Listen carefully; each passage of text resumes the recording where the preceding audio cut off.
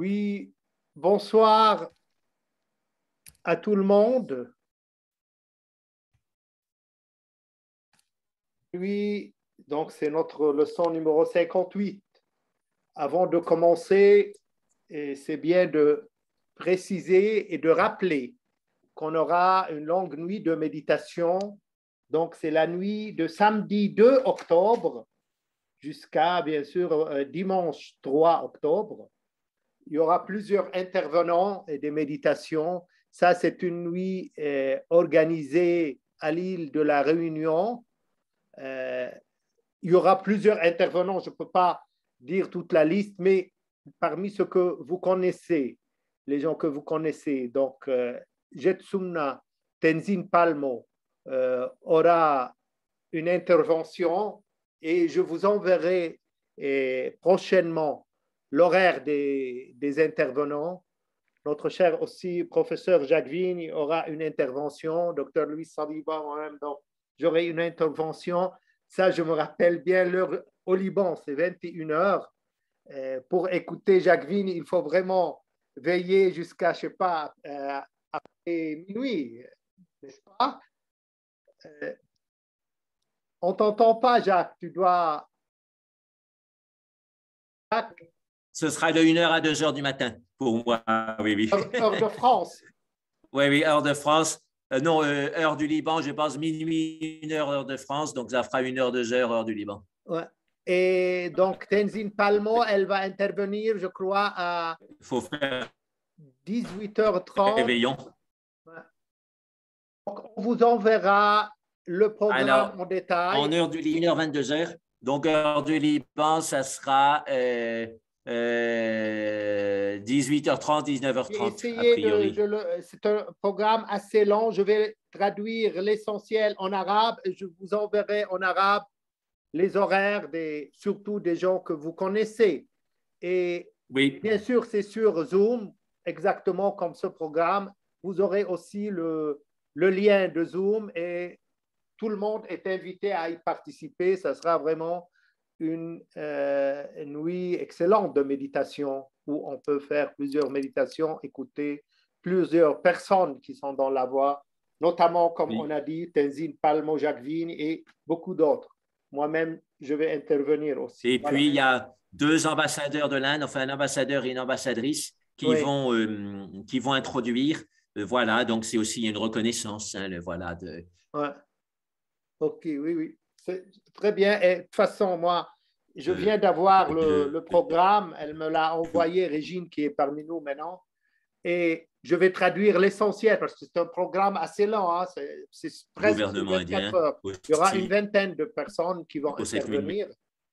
Mais de toute façon, ça sera un événement vraiment très intéressant et tous ceux qui sont présents maintenant, j'imagine, ils seront intéressés à le suivre. Voilà. Aujourd'hui, notre sujet إذن بالعربية وباختصار أذكر بالاحتفال ليلة كاملة من التأمل بمناسبة اليوم العالمي للا عنف وذكرى مولد المهاتما غاندي. ستكون يوم السبت، يعني في الليلة سبت 2 تشرين الأول وأحد 3 تشرين الأول. هناك سيتحدث العدد من المسؤولين، تنزين بالمو، جاك فين، لويس صليبا وكثيرون غيرهم. سنرسل لكم البرنامج مفصلا، وهو بيمكنكم أن تتابعوا هذا الاحتفال عبر الزوم تماما كما هذه الدروس. وبالفعل سيكون برنامجا حافلا ومهما، وكل المهتمين بالتأمل سيفرحون بمتابعة هذا البرنامج لأنه برنامج مميز من حيث التأمل أو من حيث أيضا الشخصيات المشاركة. سنحدثكم لاحقا عن هذا البرنامج. موضوعنا اليوم هو القدرات الخارقة ودلالاتها في اليوغا وعند تيريزا، وتحديدا بالذات من القدرات الخارقة الارتفاع، الفلاينج، ليفيتاسيون. آمل أن أستطيع أن أعرض للموضوع بأكمله لأنه واسع وإلا سنجزئه على حلقتين. Donc notre sujet aujourd'hui, c'est les pouvoirs miraculeux dans le yoga et chez Sainte Thérèse d'Avila. C'est un sujet assez vaste, même si on va parler aujourd'hui de la lévitation. Déjà, j'espère terminer aujourd'hui ce sujet, sinon on va l'échelonner sur deux étapes et sur deux leçons, parce que c'est tellement vaste. Soit je le prends du point de vue yoga, donc essentiellement le Yoga Sutra de Patanjali et d'autres enseignements.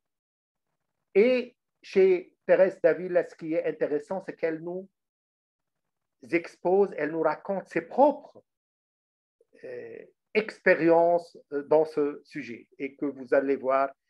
Là, je traduis, malheureusement, les textes, je les ai traduits, on les a traduits de l'espagnol avec des amis en arabe et j'ai plus le texte espagnol, donc je retraduis de l'arabe en français. J'espère être bien sûr précis dans ce cas. إذن المعجزات في اليوغا وعند تيريزا. اليوغا سنتناولها أساسا في إنجيل اليوغا، يعني كتابه كتاب اليوغا الأساسي وهو اليوغا سوترا لباتانجالي، وعند تيريزا سنتناولها من خلال سيرتها وما تتحدث عنه من تجارب في القدرات الخارقة، القدرات العجائبية، ولا سيما بالذات الاسترفاع، الليفيتاسيون.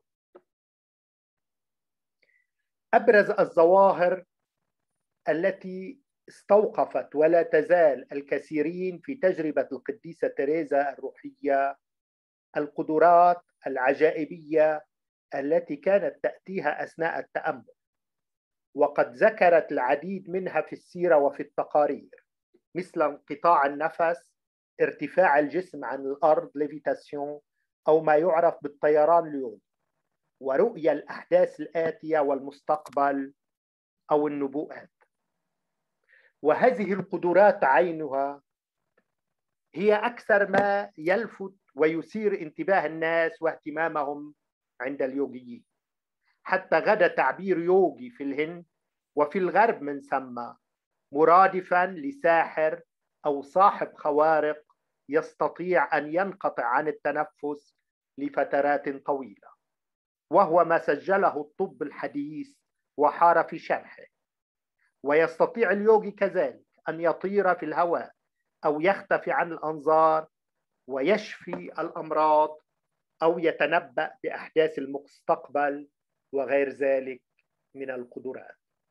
Donc, les phénomènes les plus spectaculaires et celles qui y ont toujours attiré l'attention dans le temps et actuellement, et chez l'expérience de Sainte Thérèse d'Avila, c'était les pouvoirs miraculeux qu'elle a eus et qu'elle pouvait exercer, surtout durant ses méditations et ses prières. Elle en a parlé clairement dans sa biographie et aussi dans les rapports qu'elle écrivait à ses supérieurs et que qu'on a les textes actuellement. Par exemple, c'était l'arrêt complet de la respiration chez elle, ou bien la lévitation, c'est-à-dire son corps, il volait en quelque sorte. Léviter, c'est être plus haut. Donc, et ce qu'on appelle le vol yogi, ou bien aussi la vision des événements qui vont arriver, en quelque sorte, c'est les prophéties, voir l'avenir. Et bien sûr, ce genre de pouvoirs miraculeux, ce sont les plus spectaculaires et ceux qui attirent les gens le plus dans le yoga. Et même jusqu'à un tel point qu'un yogi, il devient le mot yogi en Inde et par la suite en Occident devient en quelque sorte le synonyme de sorcier ou bien de quelqu'un qui a des pouvoirs miraculeux. Par exemple, la médecine a bien enregistré que les yogis peuvent arrêter leur respiration pendant de très longs mouvements, de très longs moments. Et ce que des expériences médicales ont prouvé ça, et même on était stupéfait, on n'arrivait pas au début à bien interpréter comment ça se fait qu'un yogi peut arrêter sa respiration et souvent pendant des heures. Ou bien même les yogis peuvent complètement disparaître, être invisibles. Ils peuvent aussi guérir des maladies ou bien aussi prévoir des événements qui vont passer dans le futur et autres pouvoirs miraculeux. يقول العالم الأنثروبولوجي ومؤرخ الأديان المعروف ميرسيا إلياد شارحا ومعللا هذه ظاهرة القدرات الخارقة: يسهل أن نلحظ أن عامة الناس خلطوا ولم يميزوا بين القدرات الخارقة واليوغا نفسها ومفاعيلها. Donc كان في هذا عدم التمييز، الخلط. اليوغي يعني الإنسان الذي يمتلك القدرات الخارقة. وطالما اعتبر اليوغي في الهند مهاسدها، أي صاحب قدرات عجائبية بل وحتى ساحرة. ولم تنسى الهند بتاتا أن الإنسان يمكن أن يصير في بعض الظروف إنسانا إلها، homme Dieu، واعتقدت دوما بوجود البشر الآلهة لأنها رأت دوما أمام عينيها اليوغيين أمثلة على ذلك. Donc là, je cite Mircea Eliade, le grand déjà savant et qui a un livre assez intéressant sur le yoga. Il est très connu comme ethnologue. Il parle de ce phénomène que souvent on confond entre un yogi et quelqu'un, un sorcier. Et il dit: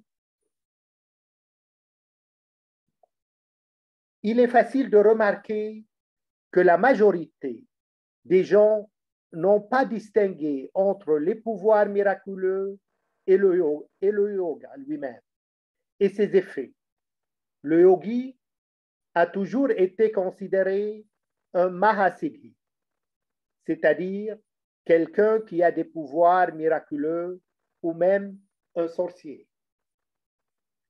L'Inde n'a jamais oublié que l'homme peut devenir dans quelques circonstances un homme-dieu et a toujours cru à l'existence des hommes-dieux car elle a toujours vu devant ses yeux les yogis comme exemple. المشكلة الكبرى في المعجزة أن الأديان الإبراهيمية اتخذت منها الدليل على صحة دعوة النبي المؤسس لدين وصدق رسالته ونبوته، وأن العامة في المسيحية وفي غيرها من الديانات تبني إيمانها واعتقادها بالماورائيات على الأعجوبة، فتغدو هذه الأخيرة حكرا على الأنبياء وكبار الأولياء، وتدخل في مجال المقدس المحرم الذي يصعب بل يستحيل هتك ستره. وكل يرى أن المعجزة اختصاص حصري لمعتقده ودينه، في حين أنها حاضرة بصورة أو بأخرى في أكثر التقاليد والأديان. ولعل اليوغا هي أول وأقدم التقاليد الصوفية أو الدينية التي قدمت تفسيرا شبه علمي ومنهجي سيستماتيك للمعجزة وفصلتها عن التدخلات الإلهية والماورائية.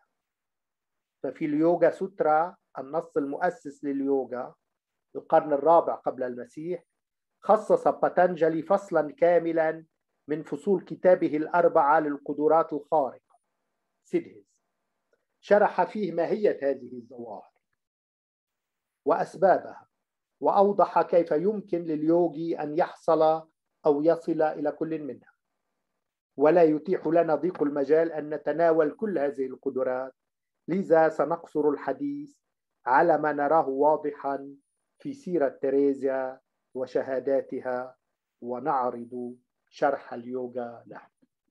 Donc là, une grande problématique pour les miracles, c'est que les religions abrahamiques surtout ont pris les miracles comme une preuve de la véracité, de la vocation d'un prophète ou d'un fondateur de la religion. Donc, si je parle, s'il donne des vérités ou il prêche, eh bien, il enforce tout ce qu'il dit par des miracles. Donc, ce sont les miracles qui sont des preuves de ce qu'il dit. Voilà l'esprit général ou la conception générale des miracles dans le christianisme et dans l'islam, par exemple, et le judaïsme, bien sûr. Et le public, en général, il fonde sa foi dans des problèmes métaphysiques sur des miracles que le prophète ou un saint a fait. Et à ce moment, le miracle devient en quelque sorte une exclusivité pour une exclusivité des prophètes et des grands saints. Et à ce moment, ça devient un sujet tabou. Donc, personne ne peut faire des miracles qu'un grand prophète. Et chaque religion voit que le miracle est une spécialité, est une de ses spécialités et de ses exclusivités. Alors que, en fait, les miracles sont un peu partout et ça n'a jamais été exclusif à une religion ou à une voie, non pas à une autre. Le yoga, probablement, c'est le premier système et la première tradition qui a fourni une explication plutôt systématique et scientifique au miracle en tant que phénomène. Et elle l'a complètement séparé des interventions interventions métaphysiques ou bien des interventions divines. Elle les a séparées de toutes ces interventions, alors que toujours dans les religions, on dit que voilà, il a fait un miracle, c'est qu'il a été aidé, il a été renforcé par Dieu ou par une force divine et métaphysique. Et dans le Yoga Sutra, on voit bien que Maharshi Patanjali, là, qui est probablement avant Jésus-Christ, il a déjà consacré tout un chapitre parmi les 4 chapitres de Yoga Sutra sur les pouvoirs miraculeux qu'on appelle siddhis en sanskrit. Et dans ce chapitre, il a expliqué comment peut-on arriver à un pouvoir miraculeux, quelle est l'essence de ce pouvoir, quelle est la base, quelle est la cause de ce pouvoir. On ne peut pas tout expliquer. C'est un chapitre, c'est vrai, il est succinct, mais il parle de la plupart des pouvoirs miraculeux. On va se contenter des pouvoirs qu'a vécu et qu'a exercé Thérèse d'Avila et on va expliquer, on va raconter comment elle arrivait à ses pouvoirs et les expliquer à la lumière du Yoga Sutra de Patanjali. أسباب ظهور المعجزات. أولاً الصدق التام يصنع المعجزات. يتناول باتانجالي في عدد من آيات اليوغا سوترا أسباب ظهور القدرات الخارقة ومصادرها وجذورها، أبرز هذه الأسباب الصدق والتقشف والصيغ المقدسة أي مانترا وبلوغ الوعي الصافي سمادي. إذن هذه هي الأسباب. في سوترا 236 يقول: إن ثبت في الصدق فهو سيد العلاقة بين العمل وثمرته. ويشرح سوامي فيفيكاناندا هذه الآية كما يلي: يصبح كلام من يتثبت في الصدق نافذا، فإن أمر تحقق أمره. ويضيف: إذا قلت عندها لمريض اشفى فسوف يتعافى في الحال. وقد يظن المرء أن قول الحقيقة أمر يسير، ولكنه متى راجع حياته وأحداثها اليومية وما يتخللها من كذب أبيض وأسود وغير ذلك من الأوصاف تحقق من صعوبة هذا الأمر. ويقول حكماء اليوغا في شرح هذه الآية: إنه إذا أمضى اليوغي 12 عاما لا يقول فيها إلا الحقيقة يصل إلى حال يصير كل ما يقوله حقيقة. ولكن من منا يقدر على ذلك؟ Donc là, je parle selon Maharshi Patanjali dans le Yoga Sutra, les causes, quelles sont les causes des pouvoirs miraculeux. Et lui, il dit que essentiellement, les premières causes, il y a le satya, la véracité, il y a l'austérité, il y a les mantras, les formules sacrées, et il y a le samadhi quand on arrive à la conscience pure. Dans le Sutra 236, Maharshi Patanjali dit: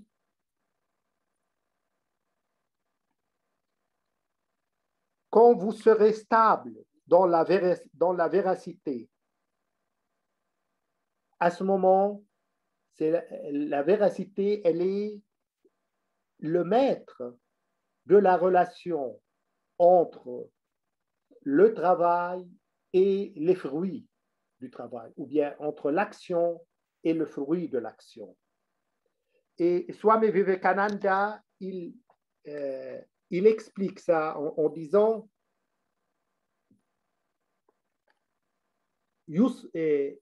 donc, les paroles de celui qui est stable dans la vérité, tout ce qu'il dit devient en quelque sorte faisable.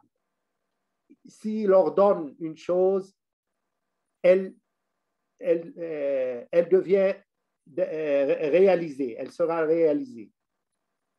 Et il continue en disant: même s'il dit à un malade, il lui demande de guérir, il est guéri. Et bien sûr, la véracité dont on parle et dont le Yoga Sutra de Patanjali parle, on peut croire que c'est facile, mais est-ce tellement facile, tellement on est en quelque sorte éduqué à parler à travers la réalité. En arabe, on parle du mensonge blanc, c'est un petit mensonge. Il y a du mensonge noir, on distingue des niveaux de mensonge, alors que ce n'est pas le cas dans le yoga.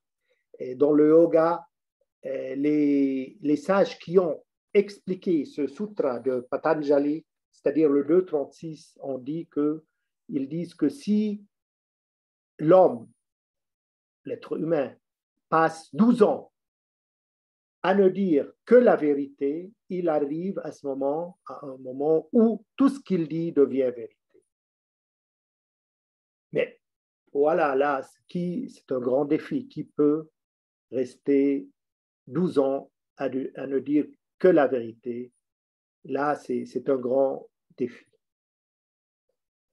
وبالمقابل نجد القديسة تيريزا تشدد هي الأخرى وكما اليوغا على أهمية الصدق وتجنب الكذب، فهو من الشيطان على حد قولها: الشيطان صديق الكذب، بل هو الكذب بالذات، فلا يعقد عهدا مع من يسير في الحقيقة. ويلفتنا قولها: إن إبليس لا يعقد عهدا مع من يسير في الحقيقة، فهو يتطابق مع تعاليم باتانجالي في اليوغا سوترا، بمعنى أن السائر في الحقيقة لا يسقط في أفخاخ الشرير. وتؤكد مصلحة الكرمل أن الكذب شر لا يجب أن يقع المرء فيه أيا تكن مغريات التجربة، وهي تفضل الموت 1000 مرة على أن تكذب مرة. تقول في المنازل، كتاب المنازل: يمكن أن أخطئ في كل شيء، لكنني لا أكذب، بل أقبل الموت 1000 مرة على أن أكذب. Donc là, je parle de la vérité et la véracité dans l'enseignement de Sainte Thérèse d'Avila et aussi dans son expérience. Qu'est-ce qu'elle dit à ce moment? Et elle dit que Satan est l'ami du mensonge. Il est même le mensonge lui-même. Il ne fait jamais alliance avec ceux qui marchent dans la vérité. Voilà, c'est attirant ce qu'elle dit, c'est presque, ça colle avec ce que dit Patanjali dans le Yoga Sutra, dans un sens que celui qui marche dans la voie de la vérité ne peut jamais être tenté par le mal ou le malin. Et elle confirme d'ailleurs qu'on ne doit jamais tomber dans l'attraction, dans la tentation du mensonge. Et textuellement, elle dit: je peux me tromper dans toute chose, mais je ne mens pas. J'accepte plutôt de mourir 1000 fois que de mentir une fois. Voilà, c'est presque exactement l'enseignement du Yoga Sutra. Chose qu'on ne trouve pas très fréquente dans le catéchisme chrétien, cette insistance sur la vérité. وحتى التواضع ترفضه معلمة التأمل وتعتبره إذا كان مزيفا من مغريات الشيطان. التواضع في عرفها لا يجب أن يكون مصطنعا ومراغيا، لا، ولا ينبغي أن يكون أداة أو حجة لحجب الحقيقة أو تمويهها. لنستمع إليها تقول: إن التواضع الزائف هو بين اختراعات الشيطان التي عرفتها أشدها إيلاما وأوفرها براعة وأكثرها رياء، وأعرف بعد تحرر منه أنه غباء.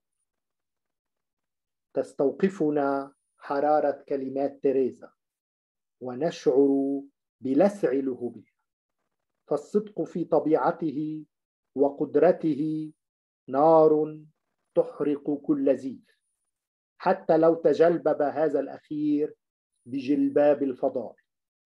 صدق تيريزا، عيشها للحقيقة وإعلانها لها كلها فضائل بلغت ذروة الاشتعال وأحرقت رواسب المساوئ، ففاضت النعمة وظهرت القدرات. Donc, là je parle, elle était tellement précise et même stricte dans la véracité qu'elle refusait même ce qu'elle appelait la fausse modestie. Elle disait la fausse modestie est entre les inventions du Satan, celles que j'ai connue, elle est la plus douloureuse, la plus ingénieuse et la plus hypocrite. Et je sais, après m'être libéré de la fausse modestie, que c'est vraiment une affaire très stupide. Donc là, je retraduis en français ce qu'elle a dit. Et bien sûr, c'est tellement impressionnant ce qu'elle disait. Et cette rigueur dans la véracité et dans le fait de dire la vérité, ça colle énormément avec le yoga. Et qu'on ne trouve pas assez strict, disons, assez clair dans d'autres enseignements et assez précis dans d'autres enseignements dans le christianisme. Et c'est voilà, à partir de cette véracité qu'elle a vécue, qu'on peut conclure qu'elle a eu ses pouvoirs, tellement elle était stricte. Et ce que d'ailleurs disait dans le Yoga Sutra, Patanjali, la source d'où jaillissent les pouvoirs miraculeux sont essentiellement la véracité. Il y a d'autres dont on va parler comme l'austérité et comme le samadhi. الإماتات والاستغراق طريق إلى المعجزات. تشدد الآية 4/43 في اليوغا سوترا لباتانجالي على دور التقشف والإماتات في ظهور القدرات الخارقة، إذ جاء فيها: ومن الإماتات التي تقضي على النجاسة تنشأ القدرات الخارقة للحواس وللجسد. ويشرح سوامي فيفيكاناندا: نتائج الإماتات والتقشف تظهر بسرعة كالمقدرة على الرؤية على مسافات بعيدة جدا والسماع عن بعد وغيرها من القدرات. أما الآية 4:1 فتلخص أبرز العوامل التي تؤدي إلى ظهور هذه القدرات، فتقول: القدرات الخارقة سيدهز هي إما فطرية وإما مكتسبة بالتراكيب العشبية والخيميائية أو بالصيغ المقدسة، وإما بالإماتات أو بالسمادي. إذن هذه أسباب القدرات الخارقة: التراكيب العشبية، المانتراز، الإماتات، التبس بسموها سمادي. التراكيب العشبية مستحضرات طبية وخيميائية وتعرف باليوغا براسايانا، ولها مفاعيل عجائبية. وللصيغ المقدسة مانتراز إذا ما تليت ورددت بطريقة معينة القدرة على توليد قدرات خارقة. يشرح سوامي فيفيكاناندا ويضيف: أما السمادي فهو الوعي الصافي أو الاستغراق، وينقطع مباشرة قبله وأثناءه التنفس، وفي هذا المستوى يستطيع المرء أن يحصل على كل ما يريد. Donc là, on parle des autres causes essentielles des pouvoirs miraculeux, selon toujours, bien sûr, Maharshi Patanjali dans le Yoga Sutra. Et j'utilise encore l'interprétation de Swami Vivekananda et de Swami Shivananda du Yoga Sutra. Donc, qu'est-ce qu'il dit? Il y a un sutra qui est le 443, j'ai retraduit, moi je l'ai pris de Vivekananda de l'anglais, mais elle est traduite en arabe, et je retraduis donc en français. Il dit des mortifications, tapas, al-imatat. Donc le tapas, c'est mortification, j'imagine la meilleure traduction française. Des mortifications, tapas, qui éliminent les impuretés, naissent les pouvoirs miraculeux des sens et du corps. Ça, c'est le Sutra 443. Et Swami Vivekananda, il explique ce sutra en disant: les effets des mortifications et des austérités paraissent très vite comme le pouvoir de voir à longue distance et d'entendre de loin et autres pouvoirs miraculeux. Dans le Yoga Sutra, verset 4.1, Sutra 4.1, Patanjali dit, les siddhis sont soit innés, soit acquises par des compositions à base de plantes, ce qu'on appelle dans le yoga et en sanskrit rasayana, ou par des formules sacrées, des mantras, ou par des tapas, donc des mortifications, ou par le samadhi, c'est-à-dire la conscience pure, la transcendance.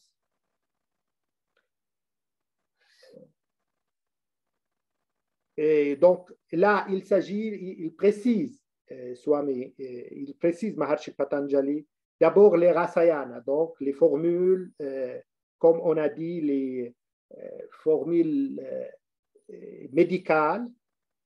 Elle a bien sûr des effets assez miraculeux. Les mantras, si c'est répété d'une manière précise, tout ça ont des pouvoirs miraculeux.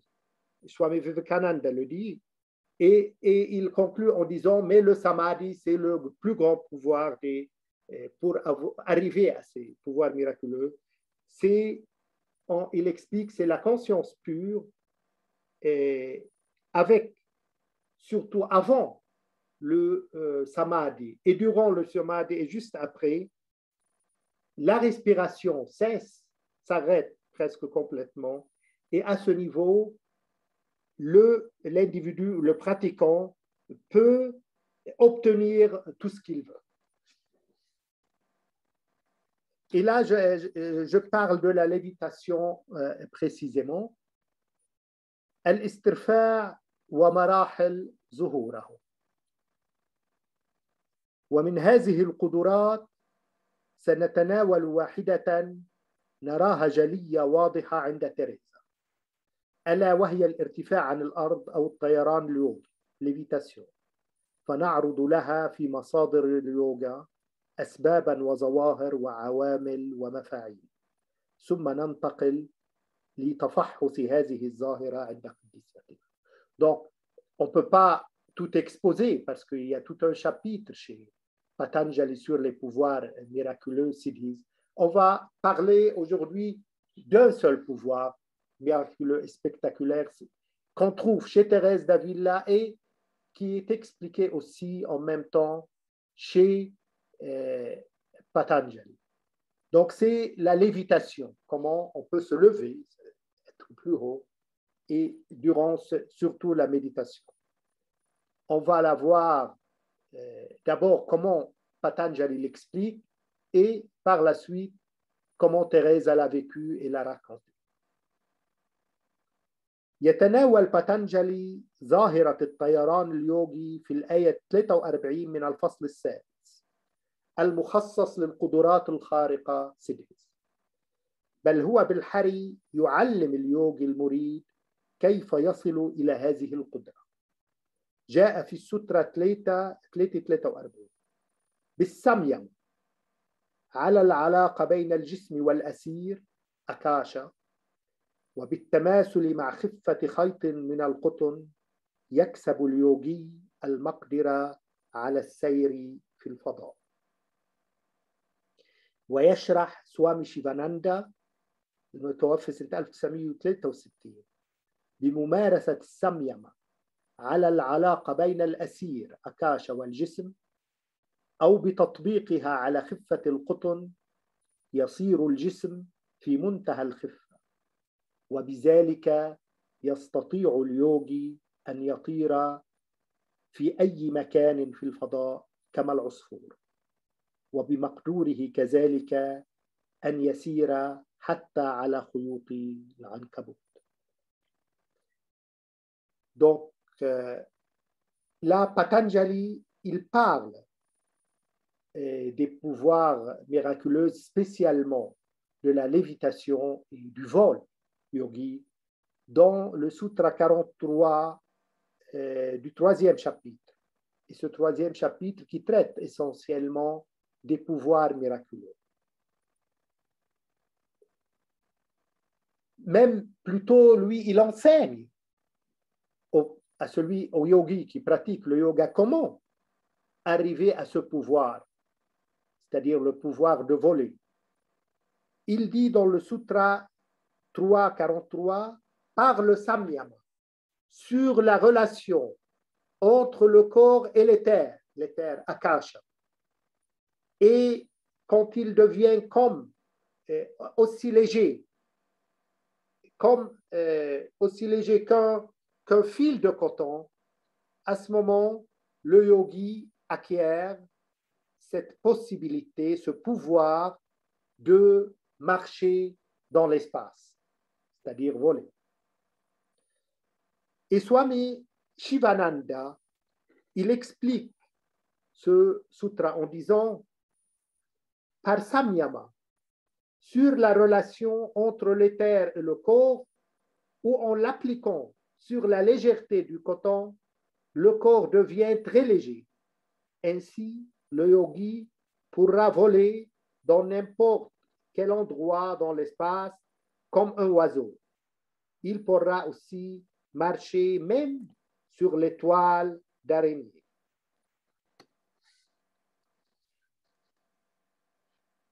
وتشرح أوبانيشاد اليوغا الحق يوغا تاتفا أوبانيشاد، وهي من أبرز مصادر اليوغا القديمة، ويعود زمنها إلى ما قبل المسيح بتسلسل واضح نشوء ظاهرة الطيران خلال التأمل ومفاعيلها وأثرها. تقول: عند توقف النفس الذي يسبب توقفا للأفكار تبرز ظاهرة الضفدع، فيقفز المريد وهو جالس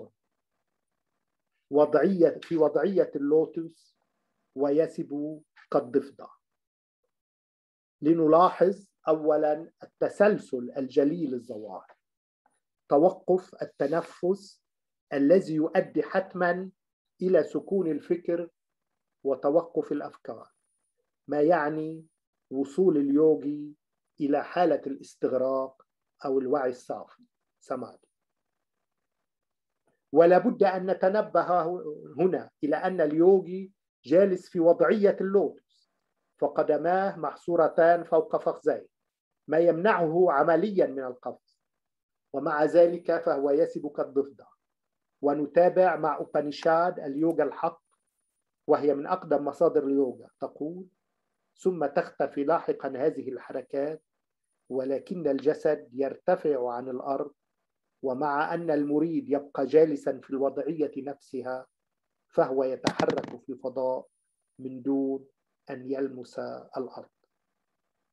تكسب إذن قدرة الطيران بالتدرج، فمن وثبات متتالية إلى العوم الفوش فلوتي في الفضاء، فإلى السباحة والتنقل فيه، مراحل توازي خطوات تعلم السباحة، من القفز في الماء إلى العوم فيه ومن ثم التنقل فيه. Donc là, je cite un autre texte assez important, c'est le Yoga Tattva Upanishad, qui est un des principaux sources du yoga ancien et traditionnel et qui revient avant l'ère chrétienne, sa date.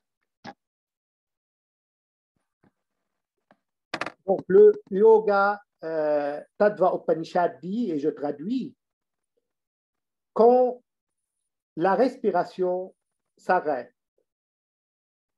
à ce moment, les pensées aussi s'arrêtent et ainsi le phénomène de la grenouille apparaît. Qu'est-ce que c'est le phénomène de la grenouille? Le pratiquant saute tout en étant assis dans la posture du lotus. Il saute exactement comme une grenouille. Donc, essayons un petit peu de voir, de remarquer, de distinguer les différentes étapes. D'abord, il y a l'arrêt de la respiration qui mène à un arrêt des pensées. Et ce qui veut dire que le yogi est arrivé à l'état de samadhi, à l'état de la transcendance. Et bien sûr, le yogi, dans ce cas, il est assis en lotus, donc il ne peut pas pratiquement, il ne peut pas sauter, c'est pas des sauts, parce que les pieds, ces deux pieds, ils sont en quelque sorte collés par le lotus. Il ne peut pas les utiliser. Et en continuant, qu'est-ce que dit le Upanishad du Tattva Yoga? Et il dit, et après, ces mouvements disparaissent, mais par contre, le corps, il s'élève du sol, malgré que le pratiquant reste assis dans la même posture, qui est la même posture du lotus, et à ce moment, il bouge dans l'espace sans qu'il touche le sol. Donc, ce pouvoir de vol, il est acquis graduellement par le yogi. D'abord, il y a des sauts qu'il fait, des sauts qui se succèdent. Ensuite, comme on est sur l'eau, on peut être en quelque sorte au niveau superficiel sur l'eau, et exactement, on peut le faire dans l'espace, et par la suite, on peut, comme on nage dans l'eau, on peut en quelque sorte aussi bouger dans l'espace et aller par-ci, par-là. C'est exactement des étapes qui sont en quelque sorte équivalentes aux étapes de l'apprentissage de la natation. Dans la natation, d'abord, on saute dans l'eau et puis on flotte sur l'eau et finalement, on peut se déplacer dans l'eau. Et avec le flying, c'est-à-dire le vol, c'est la même chose. On saute, ensuite on flotte, et troisième étape, on peut se mouvoir, on peut donc être en mouvement, se déplacer. وتتفق الشيفا سامهيتا مجموعة الرحمن مع أوبانيشاد اليوغا في تدرج اليوغي للحصول على ملكة الطيران، فهو يبدأ أولا بقفز الضفدع ليصل إلى الاسترفاع. تقول سترة 564 من شيفا سامهيتا: الحكيم الذي يتأمل دائما في قاعدة الجذر مولادهارا يكتسب قدرة قفز الضفدع وبالتدريج يحصل على موهبة الطيران. Donc là, je cite un autre texte, c'est le Shiva Samhita, et qui dit exactement ce que disait aussi le yoga, Tattva Yoga Upanishad. En parlant du pouvoir du vol, il dit que ça commence par des sauts de grenouilles pour arriver à la lévitation. C'est le Sutra 5.64 du Shiva Samhita qui dit exactement, et je traduis, le sage qui médite toujours sur la base de la Muladhara, c'est-à-dire du chakra Muladhara, il acquiert ce pouvoir de sauter et graduellement, il peut avoir cette possibilité de voler, ou bien ce don, elle appelle ça le don du vol. وتتوسع الشجرتان 341 و 42 في شرح آية ظهور ملكة الطيران اليوم. ففي 341 يقول: يظهر الارتجاف ثم القفز مثل الضفدع، ومع الممارسة تكتسب قدرة التنقل في الفضاء. وفي السترة التالية 342 عندما يتمكن اليوغي من الارتفاع فوق الأرض في وضعة اللوتس يكون عندها قد حصل على قدرة السيطرة على الهواء التي تدمر العالم. Donc là, je continue à citer le Shiva Samhita, dont le Sutra 3.41 et le Sutra 3.42 du Shiva Samhita, il explique comment ce pouvoir de vol apparaît, il peut être acquis chez un yogi. Dans le Sutra 3.41, il dit, et je traduis, d'abord, ça apparaît le tremblement. Il a tout le corps qui tremble. Ensuite, c'est le saut. Il saute comme une grenouille. Et après, et avec la pratique continue, il peut acquérir le pouvoir de se déplacer dans l'espace. Là, je traduis textuellement. Et dans le sutra suivant, c'est-à-dire 3.42, il est dit, quand le yogi arrive et a ce pouvoir de donc se lever au-dessus de la terre, tout en restant dans cette posture du lotus, là, il aurait acquis ce pouvoir de maîtriser l'air. Et ce pouvoir de maîtriser l'air peut même détruire le monde, il dit. Donc, le Shiva Samhita. وتتوسع أوبانيشاد اليوغا في آياتها الأخيرة في عرض كيفية الوصول إلى هذا المقام السامي في التأمل الذي يكسب اليوغا فيه القدرات الخارقة كالطيران وغيره فتقول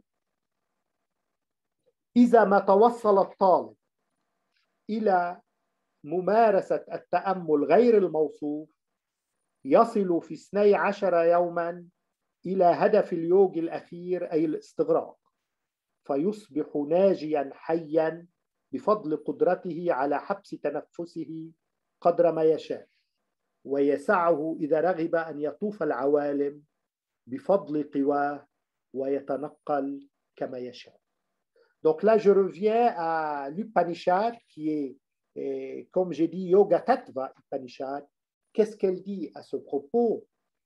Elle développe dans ces derniers versets comment arriver à ce stade assez évolué de la méditation et durant lequel on arrive au vol, d'abord à la lévitation, et ensuite au vol en tant que tel, et comment le yogi peut acquérir ce pouvoir exceptionnel et miraculeux du vol. Qu'est-ce qu'elle dit? Et je traduis, si l'étudiant du yoga et le pratiquant de la méditation arrive à pratiquer la méditation non descriptive ou non décrite, à ce moment, il arrive à travers dans 12 jours au but, à l'objectif du yogi, au final, l'objectif final du yogi, qui est la transcendance. Et à ce moment, il est vraiment en quelque sorte sauvé. Il arrive au salut. Il est sauvé tout en restant vivant. Et par le pouvoir par son pouvoir de maintenir sa respiration, il peut à ce moment arrêter cette respiration indéfiniment pendant un temps que lui-même il précise, et même il peut, s'il veut, faire le tour du monde. Et tout ça grâce à ses propres forces, et il peut se déplacer là où il veut dans l'air. Donc là, c'est exactement les termes du Yoga Tattva Upanishad. في الشيفا سامهيتا الآنفة الذكر وصف لظاهرة الطيران اليوغي إلى جانب أبرز القدرات الخارقة الأخرى، وجاء في هذا الوصف يكسب اليوغي موهبة النبوة وينتقل كما يرغب وحيث يشاء في الفضاء، ويرى كل شيء حتى في أبعد الأماكن، ويسمع كل شيء، ويرى اللامنظور، ويمكنه إذا أراد أن يلج جسم امرئ آخر وأن يحول كل المعادن إلى ذهب، ويستطيع أن يختفي وأن يطير إذا شاء في الهواء. Donc là, je reprends un texte du Shiva Samhita qui parle aussi en général des pouvoirs miraculeux auxquels un yogi peut arriver, et spécialement du vol. Donc, que dit le Shiva Samhita? Et dans ce cas, il dit le yogi acquiert le don de la prophétie, d'abord. Ensuite, il peut se déplacer là où il veut dans l'espace. Il peut voir toutes choses, même les choses les plus lointaines, les plus loin. Il peut aussi entendre toutes choses et il peut voir même ce qui est invisible, ce qui ne peut pas être vu. Et même, il peut entrer dans le corps de quelqu'un d'autre. Il peut aussi transformer tous les métaux en or. Autrefois, on a un petit peu vu ça chez Nagarjuna. Il était un grand alchimiste, comme a expliqué le docteur Jagvin. Là, c'est dans le Shiva Samhita. Il dit il peut transformer tous les métaux en or et il peut aussi disparaître, être invisible, et il peut voler dans l'air s'il veut. Donc là, en principe, j'ai expliqué un petit peu, disons théoriquement, que disent les textes les plus anciens, que ce soit le Yoga Sutra, ou bien le Upanishad du Yoga, ou bien le Shiva Samhita, que dit des pouvoirs miraculeux, et spécialement du vol.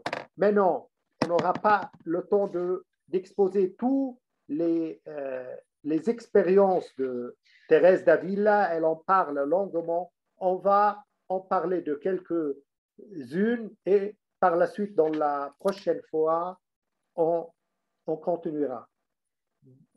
إذن ظاهرة الطيران عند تيريزا وسائر القديسين في عمق وجدان كل امرئ نزعة عفوية إلى الطيران، فمذ وعى الإنسان مصيره ونظر إلى الطيور تنتقل في الفضاء شاقه أن يحاكيها في طيرانها، ومحاولاته منذ أقدم الحضارات البابلية والفرعونية والهندية وغيرها شاهد على ذلك. وتيريز منذ طفولتها شاقها أن تطير. تروي مصادر سيرتها وتقول وكانت تسترعي انتباهها الحمامات المنطلقة إلى الآفاق النائية، فتهتف في داخلها متى تحين ساعتي أنا فأطير نظيرها إلى مواطن الاستشهاد، أو على الأقل إلى أحد الأديرة القريبة أو القاسية، فأقف حياتي على الصلاة والتزهد من أجل خلاص البشر أجمعين. Donc là, je parle du phénomène du vol, et c'est spectaculaire. Depuis la nuit des temps, l'homme a toujours espéré, a toujours voulu voler. C'était quelque chose, disons, un instinct un petit peu inné chez lui, surtout en voyant, en regardant les oiseaux voler dans le ciel. L'homme a toujours espéré, a toujours voulu, désirer.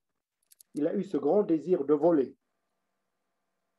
Et on peut bien sûr citer tous les essais dans les anciennes civilisations depuis la nuit des temps, l'homme dans les civilisations de Babel, de l'Égypte et même la civilisation indienne, tout ça, c'est des exemples de ce désir assez profond chez l'homme de voler. Même là, chez Thérèse d'Avila, quand elle était petite, elle regardait les pigeons voler et qui allaient vers bien sûr, vers des espaces très loin. Elle disait intérieurement, ah, quand est-ce que vient mon heure à moi ou dans laquelle je peux voler, ou bien pour avoir donc cet honneur de martyr ou de voler à l'un des monastères, que ce soit des monastères proches ou loin, et à ce moment de consacrer toute ma vie à la prière et de prier pour le salut de tous les gens. Donc, dès qu'elle était petite, elle avait, en quelque sorte, c'est ça ce que j'ai voulu dire, ce désir intense de voler. On va voir comment ce désir va être, en quelque sorte, réalisé. لا شك أن هذا الشوق الدفين فعل فعله في تيريزا الراهبة المتأملة المتصوفة حتى ولو غدا رغبة لا واعية. ولكن تيريزا ليست الوحيدة بين قديسي المسيحية التي خبرت ظاهرة الاسترفاع ليفيتاسيون، وإن كانت أشهرهم. سبق لنا أن توقفنا عند هذه الظاهرة في سيرة القديس توما الأكوين المتوفى سنة 1274، معلمي الكنيسة، في أحد كتبنا الستة عنه، وقارنا بين القديسين توما وتيريزا في اختبار الاسترفاع، la lévitation. Donc, en un mot, ce désir intense et très profond en Teresa, on va voir comment il va être réalisé. Mais Teresa n'était pas la seule sainte dans le christianisme, et surtout le catholicisme, qui a eu des expériences de lévitation. Il y en a plusieurs, même c'est un phénomène assez connu chez les saints. Je cite par exemple saint Thomas d'Aquin, qui est mort en 1274, donc avant des siècles de sainte Thérèse d'Avila. Il a eu plusieurs, et moi j'explique dans l'un de mes livres, ces expériences de lévitation, les expériences de saint Thomas d'Aquin, et on les raconte et on les explique. ومن القديسين الذين خبروا هذه الظاهرة الراهبة الكرملية ماري مادلين دو باز المتوفية 1607، التي كانت تعوم في الهواء أثناء الانخطاف إكستاز، وكاترين سيانية متوفية سنة 1380، كاترين دو سيان الراهبة الدومينيكانية، وقد تحدثت عنه في أحد كتبها مؤكدة أن الاسترفاع لا يسبب بتاتا انفصالا بين الروح والجسم. Donc là, je cite quelques expériences de saints qui ont eu la lévitation, qui sont même, on en parle des saints de lévitation, des saints qui ont connu cette expérience. Il y a Marie-Madeleine de Pazzi, qui est morte en 1607. Elle flottait sur l'air, dans l'air, elle flottait dans l'air quand elle entrait en extase. Il y a aussi Catherine de Sienne, qui est morte en 1380. C'était une religieuse dominicaine. Et elle en a parlé dans l'un de ses livres. Et elle a dit en certifiant que la lévitation, elle ne cause jamais une séparation entre esprit et corps. Et ça, c'était un sujet important parce que les gens croyaient que la cause essentielle d'une lévitation, c'est cette séparation entre corps et esprit. Alors, elle dit qu'il n'y a aucune séparation. والاسترفاع ظاهرة مألوفة في التصوف المسيحي وتعرف عنها الموسوعة الكاثوليكية تيو بما يلي: ليفيتاسيون من اللاتينية ليفيتاس وتعني خفة، وهي ظاهرة فوق طبيعية ترتبط عموما بالانخفاض الروحي، وهي عبارة عن ارتفاع فوق الأرض من دون أي دعامة أو سند ماديين. Donc, la lévitation est un phénomène assez connu et répandu dans la mystique chrétienne. Et là, je prends donc la définition, comment elle a défini l'encyclopédie catholique connue Théo. Elle dit lévitation, c'est de provenance du latin levitas, et levitas, ça veut dire légèreté. Et c'est un phénomène surnaturel qui y a en général en relation directe avec l'extase spirituelle. Et elle est une certaine, donc on se lève, élévation au-dessus de la terre, donc on se lève sans avoir aucun support matériel. Et là, je fais remarquer très simplement que ce terme latin, légèreté, il exprime la même, donc le même sens que Patanjali lui-même a dit dans le sutra de la lévitation, qui est le sutra 343 et qu'on vient de lire. Il parle de la légèreté. Donc, que ce soit dans la tradition catholique ou bien dans le Yoga Sutra de Patanjali, lévitation, ça veut dire légèreté. C'est la légèreté qui fait la lévitation.